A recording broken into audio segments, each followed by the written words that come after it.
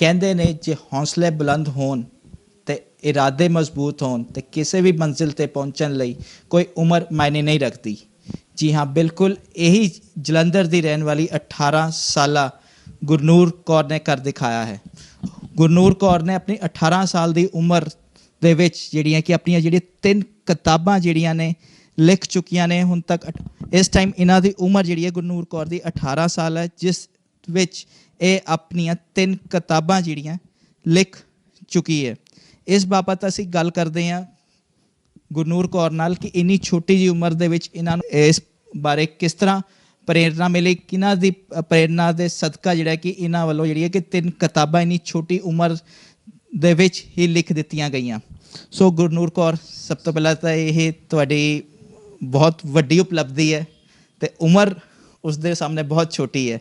ਸੋ ਇਸ ਬਾਰੇ ਤੁਸੀਂ ਦੱਸਣਾ ਕਿ ਇਹ ਇੰਨੀ ਛੋਟੀ ਉਮਰ ਦੇ ਵਿੱਚ ਤੁਸੀਂ ਕਿਵੇਂ ਕਰ ਦਿਖਾਇਆ।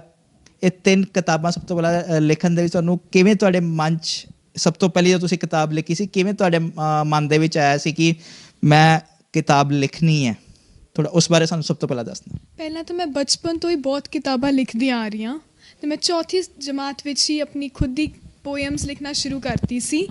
ਫਿਰ ਉਸ ਤੋਂ ਬਾਅਦ 10ਵੀਂ ਵਿੱਚ ਜਦੋਂ ਮੇਰੇ ਬੋਰਡਸ ਖ਼ਤਮ ਹੋਏ, ਮੇਰੇ ਕੋਲ ਵੇਲਾ ਸਮਾਂ ਬਹੁਤ ਜ਼ਿਆਦਾ ਹੀ ਸੀ, ਤਾਂ ਫਿਰ ਮੈਂ ਬੈਠੀ ਬੈਠੀ ਰੋਜ਼ ਕਿਤਾਬਾਂ ਪੜ੍ਹਦੀ ਹੁੰਦੀ ਸੀ ਅਤੇ ਪੜ੍ਹਦੇ ਪੜ੍ਹਦੇ ਮੇਰੇ ਮਨ ਵਿੱਚ ਇੱਕ ਦਿਨ ਖਿਆਲ ਆਇਆ ਕਿ ਮੈਂ ਸ਼ਾਇਦ ਇਹ ਤੋਂ ਜ਼ਿਆਦਾ ਸੋਹਣੀ ਕਿਤਾਬ ਆਪ ਲਿਖ ਸਕਦੀ ਹਾਂ। ਅਤੇ ਫਿਰ ਉਸ ਦਿਨ ਤੋਂ ਮੈਂ ਕਿਤਾਬਾਂ ਲਿਖਣੀਆਂ ਸ਼ੁਰੂ ਕਰਤੀਆਂ ਸੀ।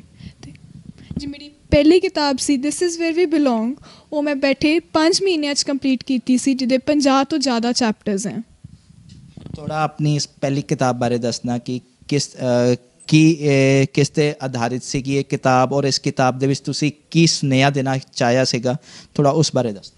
ਜਿਹੜੀ ਮੇਰੀ ਪਹਿਲੀ ਕਿਤਾਬ ਹੈ this is where we belong, ਇਹਦੇ 36,000 ਤੋਂ ਜ਼ਿਆਦਾ ਲੋਕ ਪੜ੍ਹ ਚੁੱਕੇ ਨੇ ਇਸ ਕਿਤਾਬ ਤੋਂ ਹੁਣ ਤੱਕ, ਅਤੇ ਇਹ ਵੇਟੀਜ਼ ਵਿੱਚ ਮੇਰੀ ਬੈਸਟ ਕਿਤਾਬਾਂ 'ਚ ਵੀ ਨੋਮੀਨੇਟ ਹੋ ਚੁੱਕੀ ਹੈ। ਇਹ ਕਿਤਾਬ ਆਧਾਰਿਤ ਹੈ 5 ਦੋਸਤਾਂ 'ਤੇ ਜੋ ਆਪਸ 'ਚ ਲੜ ਪੈਂਦੇ ਨੇ ਬਿਕਾਜ਼ ਉਹਨਾਂ ਦੇ ਖਿਆਲ ਬਹੁਤ ਅਲੱਗ ਹੁੰਦੇ ਇੱਕ ਦੂਜੇ ਨੂੰ। ਤਾਂ ਇੱਕ ਕੁੜੀ ਜੋ ਇਹਨਾਂ ਦੇ ਗਾਣੇ ਸੁਣਦੀ ਹੁੰਦੀ ਬਿਕਾਜ਼ ਇਹ ਆਪਸ 'ਚ 5 ਦੋਸਤ ਗਾਣੇ ਲਿਖਦੇ ਹੁੰਦੇ ਆ ਅਤੇ ਗਾਉਂਦੇ ਆ, ਅਤੇ ਜੋ ਕੁੜੀ ਉਹਨਾਂ ਦੇ ਗਾਣੇ ਬਹੁਤ ਸੁਣਦੀ ਸੀ ਉਹਨਾਂ ਨੂੰ ਬਹੁਤ ਦੁੱਖ ਹੁੰਦਾ ਹੈ ਅਤੇ ਉਹ ਫਿਰ ਆਪਣੇ ਆਪ ਪਲਾਨ ਕਰਦੀ ਹੈ ਅਤੇ ਇਹਨਾਂ ਨੂੰ ਆਪਸ 'ਚ ਇਕੱਠਾ ਕਰਦੀ ਹੈ। ਇਹਦੇ 'ਤੇ ਆਧਾਰਿਤ ਹੈ। ਆਪਣੀ ਦੂਸਰੀ ਕਿਤਾਬ ਬਾਰੇ ਵੀ ਥੋੜ੍ਹਾ ਸਾਨੂੰ ਜਾਣੂ ਕਰਾਉਣਾ। ਦੂਸਰੀ ਕਿਤਾਬ ਤੁਹਾਡੀ ਉਹਦਾ ਟਾਈਟਲ ਕੀ ਹੈ ਅਤੇ ਉਹ ਕਿਸ 'ਤੇ ਆਧਾਰਿਤ ਹੈ, ਔਰ ਉਸ ਦੇ ਵਿੱਚ ਤੁਸੀਂ ਕੀ ਸੁਨੇਹਾ ਦੇਣਾ ਚਾਹਿਆ? ਆਈ ਲਵ ਮੀ ਮੇਰੀ ਦੂਜੀ ਬੁੱਕ ਹੈ, ਜੋ ਅੱਜ ਕੱਲ੍ਹ ਅਸੀਂ ਆਪਣੇ ਰਿਸ਼ਤੇ ਹੈ, ਅੱਜ ਕੱਲ੍ਹ ਰਿਸ਼ਤੇ ਸਾਡੇ ਬਿਲਕੁਲ ਵੀ ਸੋਹਣੇ ਨਹੀਂ। ਅਸੀਂ ਹਰ ਕਿਸੇ ਦੀ ਕਿਸੇ ਨਾਲ ਲੜਾਈ ਹੈ, ਜੀਜਾ ਜਠਾਣੀ ਜਵਾਈ, ਕਿਸੇ ਨਾ ਕਿਸੇ ਦੀ ਭੈਣ ਭਰਾ ਦੀ ਆਪਸ 'ਚ, ਕਿਸੇ ਦੀ ਬੇਟੀ ਪਿਤਾ ਦੀ, ਉਹਦੇ ਉੱਪਰ ਆਧਾਰਿਤ ਹੈ ਕਿ ਜੋ ਗਲਤੀਆਂ ਅਸੀਂ ਆਪਣੇ ਰਿਸ਼ਤੇ ਨਿਭਾਉਣ 'ਚ ਕੀਤੀ ਹੈ, ਉਹ ਜੇ ਤੁਸੀਂ ਕਿਤਾਬ ਪੜ੍ਹੋਗੇ ਤਾਂ ਤੁਹਾਨੂੰ ਸਮਝ ਆ ਜਾਏਗੀ ਤੁਸੀਂ ਕਿੱਥੇ ਕਿੱਥੇ ਅਣਜਾਣੇ ਵਿੱਚ ਹੀ ਗਲਤੀਆਂ ਕਰ ਜਾਂਦੇ ਹੋ ਅਤੇ ਉਹ ਤੁਸੀਂ ਨਹੀਂ ਕਰੋਗੇ। ਫਿਰ ਇਹ ਛੋਟੀ ਜਿਹੀ ਹਰ ਇੱਕ ਗੱਲ ਬਾਰੇ ਜਿਵੇਂ ਤੁਹਾਨੂੰ ਟਾਈਮ ਦੇਣਾ ਚਾਹੀਦਾ ਹੈ, ਜਿਵੇਂ ਤੁਹਾਨੂੰ ਕਿਸੇ ਨੂੰ ਜ਼ਿਆਦਾ ਫੜ ਕੇ ਨਹੀਂ ਰੱਖਣਾ ਚਾਹੀਦਾ, ਛੁੱਟ ਦੇਣੀ ਚਾਹੀਦੀ ਹੈ ਬੱਚਿਆਂ ਨੂੰ, ਹਰ ਛੋਟੀ ਛੋਟੀ ਚੀਜ਼ਾਂ ਬਾਰੇ ਲਿਖਿਆ ਗਿਆ ਹੈ ਜੋ ਅਸੀਂ ਜਨਰਲੀ ਗਲਤੀਆਂ ਕਰ ਜਾਂਦੇ ਹਾਂ।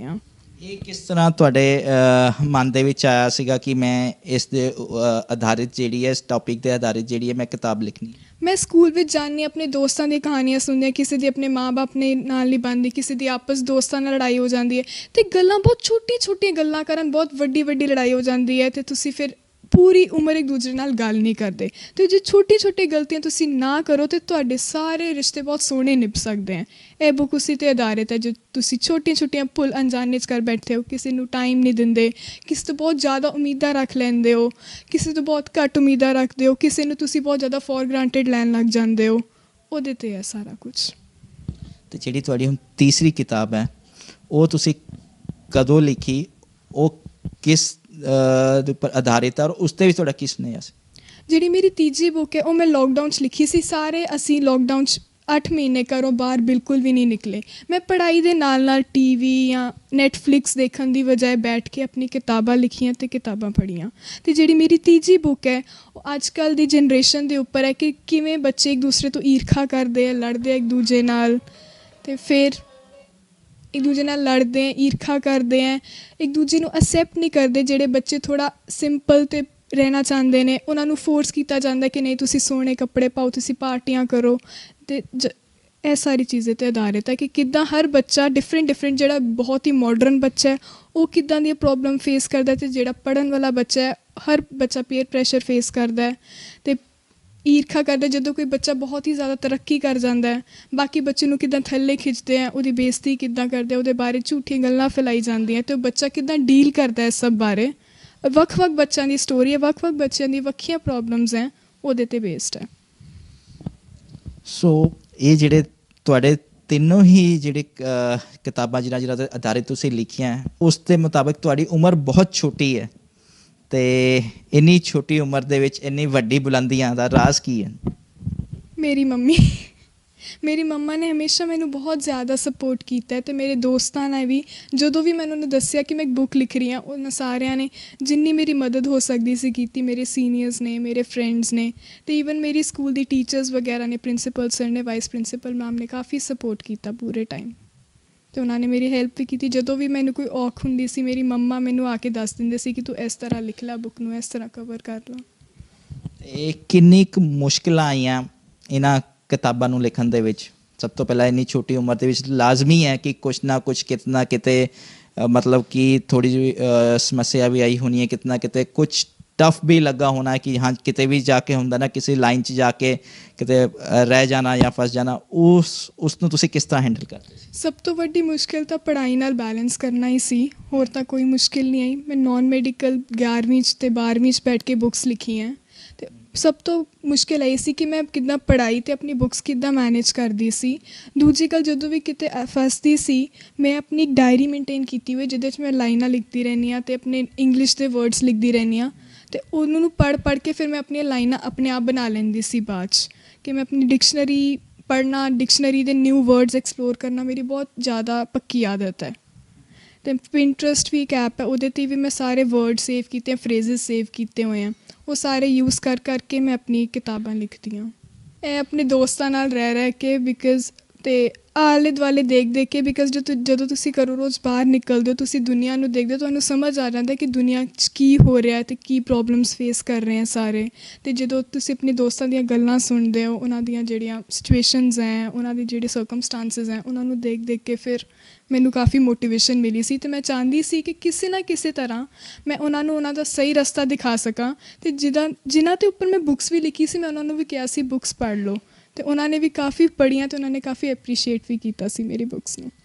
ਤੁਸੀਂ ਦੋਸਤ ਦੇਖ ਰਹੇ ਸੀ ਕਿ ਆਪਣੀ ਰਾਹ ਤੋਂ ਭਟਕ ਰਹੇ ਨੇ, ਉਹਨਾਂ ਨੂੰ ਤੁਸੀਂ ਇੱਕ ਲੀਹ 'ਤੇ ਲਿਆਉਣ ਵਾਸਤੇ ਤੁਸੀਂ ਇਹ ਜਿਹੜੀ ਹੈ ਕਿ ਲਿਖਣਾ ਸ਼ੁਰੂ ਕੀਤਾ, ਫਿਰ ਉਹਨਾਂ ਨੂੰ ਕਿ ਉਹਨਾਂ ਤੱਕ ਇਹ ਮੈਸੇਜ ਪਹੁੰਚਿਆ, ਉਹ ਕੀ ਅਸਰ ਹੋਇਆ ਉਹਨਾਂ ਦਾ? ਉਹ ਕਾਫੀ ਖੁਸ਼ ਹੋਏ ਸੀ, ਅਤੇ ਉਹਨਾਂ ਦੇ ਮੈਨੂੰ ਫ਼ੋਨ ਵੀ ਆਏ ਸੀ, ਇੱਕ ਦੋ ਦੋਸਤਾਂ ਤੋਂ ਮੇਰੇ ਫ਼ੋਨ ਵੀ ਆਏ ਸੀ ਪੜ੍ਹ ਕੇ ਮੇਰੀ ਬੁੱਕਸ ਨੂੰ। ਅਤੇ ਥੋੜ੍ਹੀ ਬਹੁਤ ਮੈਂ ਆਪਣੀ ਲਾਈਫ 'ਤੇ ਵੀ ਇੰਸੀਡੈਂਟਸ ਲਿਖੇ ਹੈ, ਅਤੇ ਆਪਣੀ ਜਿੱਦਾਂ ਮੈਂ ਦੋਸਤੀਆਂ ਜੋ ਗਲਤੀਆਂ ਕੀਤੀਆਂ, ਜੋ ਮੇਰੇ ਨਾਲ ਵਾਪਰਿਆ, ਉਹ ਚੀਜ਼ਾਂ ਵੀ ਇਹਦੇ 'ਚ ਮੈਨਸ਼ਨਡ ਹੈ। ਜਿਵੇਂ ਕਿ ਮੈਂ 10ਵੀਂ ਤੋਂ ਬਾਅਦ ਮੈਂ ਕੌਨਵੈਂਟ 'ਚ ਹੁੰਦੀ ਸੀ, ਅਤੇ ਮੈਂ MGN 'ਚ ਆਈ, ਅਤੇ ਮੇਰੇ ਸਾਰੇ ਦੋਸਤ ਛੁੱਟ ਗਏ ਜਿਹੜੇ ਕੌਨਵੈਂਟ ਦੇ ਹੁੰਦੇ ਸੀ, ਉਹਨਾਂ ਨਾਲ ਬਿਲਕੁਲ ਗੱਲ ਨਹੀਂ ਹੁੰਦੀ ਅੱਜ ਕੱਲ੍ਹ, ਅਤੇ ਉਹਨਾਂ ਨੂੰ ਯਾਦ ਵੀ ਕਰਦੀ ਹਾਂ, ਫਿਰ ਵੀ ਟਾਈਮ ਨਹੀਂ ਹੁੰਦਾ ਕਿ ਮੈਂ ਉਹਨਾਂ ਨਾਲ ਗੱਲ ਕਰ ਸਕਾਂ ਜਾਂ ਉਹਨਾਂ ਨੂੰ ਮਿਲ ਸਕਾਂ, ਅਤੇ ਫਿਰ ਉਹਨਾਂ ਦੀ ਯਾਦ ਵਿੱਚ ਵੀ ਕਾਫੀ ਕੁਛ ਲਿਖਿਆ ਹੈ। ਜਿਹੜੀ ਵੀ ਤੁਸੀਂ ਗੱਲ ਵਾਪਰਦੀ ਹੋ ਤੁਹਾਡੇ ਦਿਮਾਗ 'ਚ ਹੈ, ਪਹਿਲਾਂ ਤਾਂ ਤੁਹਾਨੂੰ ਆਪਣੇ ਦਿਮਾਗ ਨੂੰ ਸਮਝਾਉਣਾ ਪਏਗਾ ਕਿ ਤੁਸੀਂ ਇੱਥੇ ਐਂਡ ਨਹੀਂ ਹੈ ਇਹ ਗੱਲ ਦਾ, ਤੁਸੀਂ ਐਕਸਪਲੋਰ ਕਰੋ, ਤੁਸੀਂ ਆਪਣੇ ਆਪ ਨੂੰ ਪਤਾ ਕਰੋ ਆਪਸ 'ਚ, ਅਤੇ ਤੁਹਾਨੂੰ ਕੋਈ ਨਾ ਕੋਈ ਰਾਹ ਜ਼ਰੂਰ ਮਿਲੇਗਾ। ਹਰ ਚੀਜ਼ ਜੋ ਕੁਛ ਤੁਹਾਡੇ ਨਾਲ ਵਾਪਰ ਵੀ ਰਹੀ ਹੈ ਨਾ, ਉਹ ਇੰਨੀ ਮਾੜੀ ਨਹੀਂ ਲੱਗੇਗੀ ਜੇ ਆਪਣੇ ਆਪ ਨੂੰ ਅਸੀਂ ਸਮਝਾ ਲਈਏ ਕਿ ਅਸੀਂ ਇਹ ਤੋਂ ਪਾਰ ਕਰ ਸਕਦੇ ਹਾਂ, ਅਸੀਂ ਨਿਕਲ ਸਕਦੇ ਹਾਂ ਇਸ ਚੀਜ਼ ਤੋਂ।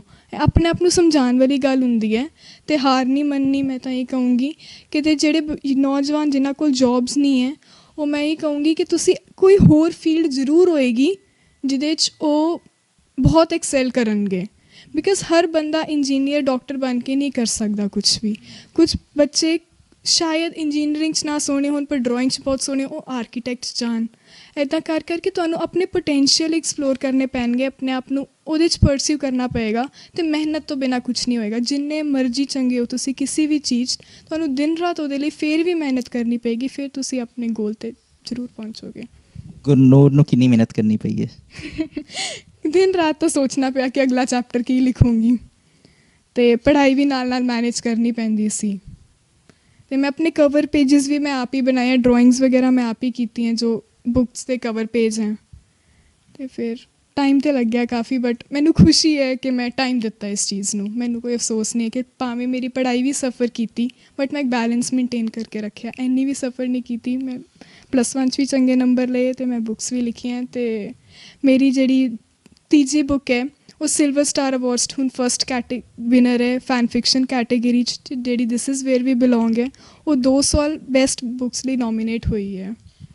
ਇੱਕ ਜਿਵੇਂ ਕਿ ਆਪਾਂ ਜਿੱਦਾਂ ਤੁਸੀਂ ਮੈਨੂੰ ਦੱਸ ਹੀ ਰਹੇ ਸੀ ਕਿ ਸਭ ਤੋਂ ਔਖਾ ਇੱਕ ਟਾਸਕ ਇਹ ਸੀ ਕਿ ਪੜ੍ਹਾਈ ਨੂੰ ਅਤੇ ਬੁੱਕ ਰਾਈਟਿੰਗ ਨੂੰ ਬੈਲੈਂਸ ਕਰਨਾ, ਦੋਨਾਂ ਨੂੰ ਟਾਈਮ ਦਾ ਜਿਹੜਾ ਹੈਗਾ ਦੇਣ ਦਾ। ਉਹ ਤੁਹਾਨੂੰ ਕਿਸ ਤਰ੍ਹਾਂ ਟਾਈਮ ਦਿੰਦੇ ਸੀਗੇ ਆਪਣੀ ਪੜ੍ਹਾਈ ਨੂੰ ਵੀ ਅਤੇ ਬੁੱਕ ਰਾਈਟਿੰਗ ਨੂੰ ਵੀ, ਅਤੇ ਬਾਕੀ ਰੈਸਟ ਆਪਣੇ ਆਪ ਨੂੰ ਰੈਸਟ ਵੀ ਦੇਣਾ ਸੀਗਾ ਬ੍ਰੇਨ ਨੂੰ। ਓਵਰਆਲ ਸਾਰਾ ਕੁਛ ਕਿੱਦਾਂ ਟਾਈਮ ਮੈਨੇਜਮੈਂਟ ਤੁਹਾਡੀ ਕੀ ਸੀ, ਥੋੜ੍ਹਾ ਉਸ ਬਾਰੇ ਦੱਸ। ਮੈਨੂੰ ਰੈਸਟ ਲਿਖਣਾ ਹੀ ਲੱਗਦਾ। ਜਦੋਂ ਮੈਨੂੰ ਜ਼ਿਆਦਾ ਪ੍ਰੈਸ਼ਰ ਹੋ ਜਾਂਦਾ ਸੀ ਪੜ੍ਹਾਈ ਦਾ, ਮੈਂ ਲਿਖਣਾ ਸ਼ੁਰੂ ਕਰ ਦਿੰਦੀ ਸੀ, ਅਤੇ ਮੈਨੂੰ ਇਸੇ ਚੀਜ਼ 'ਚ ਮਜ਼ਾ ਆਉਂਦਾ। ਲਿਖ ਕੇ ਮੈਂ ਬਹੁਤ ਫਰੈਸ਼ ਹੋ ਜਾਂਦੀ ਹਾਂ ਹਮੇਸ਼ਾ ਹੀ। ਅਤੇ ਦੂਜੀ ਗੱਲ ਹੈ, ਬੱਚੇ ਅੱਜ ਕੱਲ੍ਹ ਨੈਟਫਲਿਕਸ ਦੇਖਦੇ ਹੈ, ਆਪਣੇ ਸੋਸ਼ਲ ਮੀਡੀਆ ਅਕਾਊਂਟਸ ਯੂਜ਼ ਕਰਦੇ ਹੈ, ਹੌਟਸਟਾਰ 'ਤੇ ਮੂਵੀਜ਼ ਦੇਖ ਰਹੇ ਹੈ, ਸੀਰੀਜ਼ ਦੇਖ ਰਹੇ। ਮੈਂ ਅੱਜ ਤੱਕ ਕਦੇ ਨਹੀਂ ਦੇਖੀ।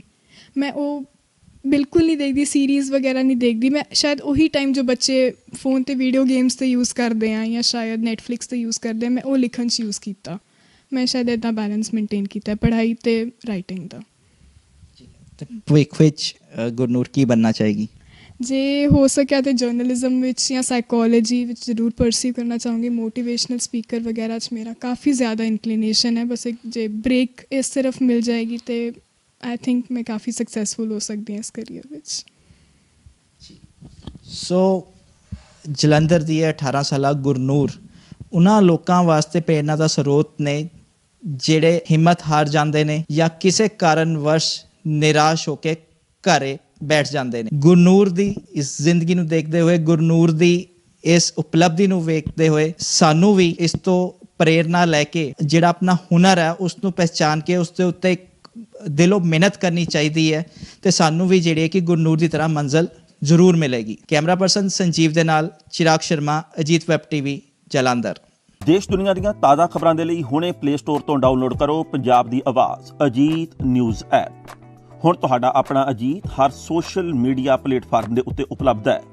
ਫੇਸਬੁੱਕ ਦੇ ਉੱਤੇ ਹੁਣੇ ਲਾਈਕ ਤੇ ਫੋਲੋ ਕਰੋ ਅਜੀਤ ਦਾ ਅਫੀਸ਼ੀਅਲ ਪੇਜ ਡੇਲੀ ਅਜੀਤ, ਤੇ ਹਾਂ ਨਾਲ ਹੀ ਦੋਸਤਾਂ ਨੂੰ ਪੇਜ ਲਾਈਕ ਕਰਨ ਦੇ ਲਈ ਇਨਵਾਈਟ ਕਰਨਾ ਨਾ ਭੁੱਲਣਾ।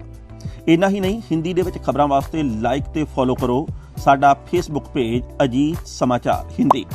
YouTube ਦੇ ਉੱਤੇ ਵੀਡੀਓ ਖਬਰਾਂ ਦੇਖਣ ਦੇ ਲਈ ਹੁਣੇ ਸਬਸਕ੍ਰਾਈਬ ਕਰੋ ਅਜੀਤ ਦਾ official YouTube channel Ajit web TV। ਤੁਹਾਡਾ ਆਪਣਾ ਅਜੀਤ ਹੁਣ ਟਵਿੱਟਰ ਤੇ ਇੰਸਟਾਗ੍ਰਾਮ ਦੇ ਉੱਤੇ ਵੀ ਉਪਲਬਧ ਹੈ। ਟਵਿੱਟਰ ਦੇ ਉੱਤੇ ਖਬਰਾਂ ਦੇ ਲਈ ਫੋਲੋ ਕਰੋ ਡੇਲੀ ਅਜੀਤ, ਤੇ ਇੰਸਟਾਗ੍ਰਾਮ ਦੇ ਉੱਤੇ ਖਬਰਾਂ ਦੇ ਨਾਲ ਵੀਡੀਓ ਦੇਖਣ ਦੇ ਲਈ ਫੋਲੋ ਕਰੋ ਬਲੂ ਟਿਕ ਵਾਲਾ ਸਾਡਾ ਅਫੀਸ਼ੀਅਲ ਚੈਨਲ ਡੇਲੀ ਅਜੀਤ। ਇੰਨਾ ਹੀ ਨਹੀਂ, ਅਜੀਤ ਦੇ ਵੀਡੀਓ ਹੁਣ ਤੁਸੀਂ Apple TV ਦੇ ਉੱਤੇ ਵੀ ਵੇਖ ਸਕਦੇ ਹੋ, ਤੇ ਨਾਲ ਹੀ ਅਜੀਤ ਅਖਬਾਰ ਦਾ ਡਿਜੀਟਲ ਐਡੀਸ਼ਨ ਪੜ੍ਹਨ ਦੇ ਲਈ ਡਾਊਨਲੋਡ ਕਰੋ ਅਜੀਤ ਈ-ਪੇਪਰ ਐਪ। ਤੁਹਾਡਾ ਆਪਣਾ ਭਰੋਸੇਯੋਗ ਚੈਨਲ, ਤੁਹਾਡੀ ਆਪਣੀ ਆਵਾਜ਼, ਪੰਜਾਬ ਦੀ ਆਵਾਜ਼ ਅਜੀਤ।